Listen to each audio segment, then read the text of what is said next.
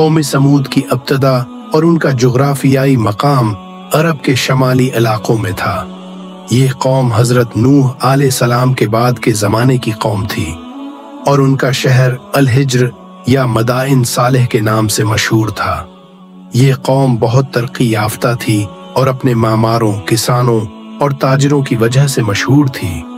उनके पास बेहतरीन वसाइल थे, खास तौर पर पहाड़ों को तराश कर अपने घरों और कलाओं को तामीर करने की महारत थी। उनकी माशरत में ऐश व इशरत थी, लेकिन उसके बावजूद वो अल्लाह की इबादत से मुनहरिफ हो गए थे। हजरत सालेह अलैहिस्सलाम अल्लाह के नबी थे, जिन्हें कौम समूद की हदायत के लिए भेजा गया।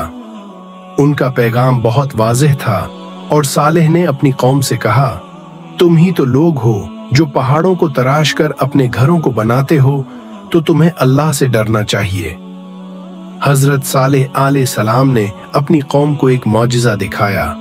अल्लाह की तरफ से एक ऊंटनी भेजी गई जो उनके लिए एक निशानी थी।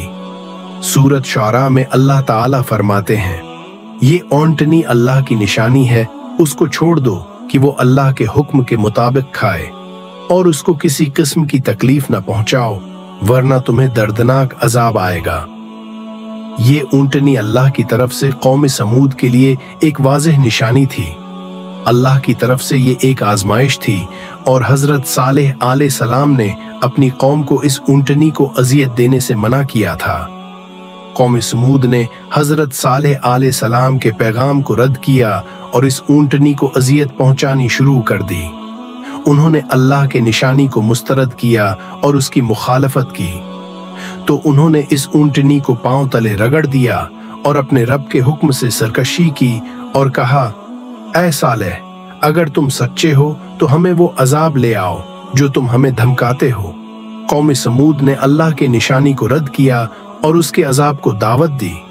अल्लाह ने उन पर अपना अजाब भेजा, जिसमें एक जबरदस्त आवाज, जलजला या कयामत की सी घड़ी थी, जिसने कौम समूद को सफा हस्ती से मिटा दिया।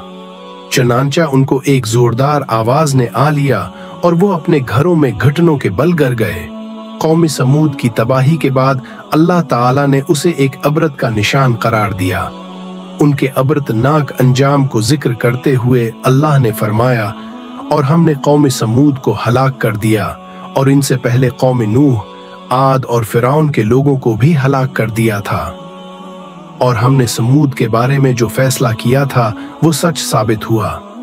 कौम समूद की तबाही का वाकया इस बात की गवाही देता है कि अल्लाह के पैगाम को झटलाने और उसके निशानियों का इनकार करने का क्या नतीजा होता है। ये वाकया एक अबरत है कि अगर कौमें अल्लाह के पैगाम को नजरअंदाज करें और उसकी आयात को ठुकरा दें तो उनका इंजाम तबाही के सिवा कुछ नहीं। वीडियो को लाइक करे, शेयर करे और सब्सक्राइब करे और हमें दे इजाजत। अल्लाह हाफिज।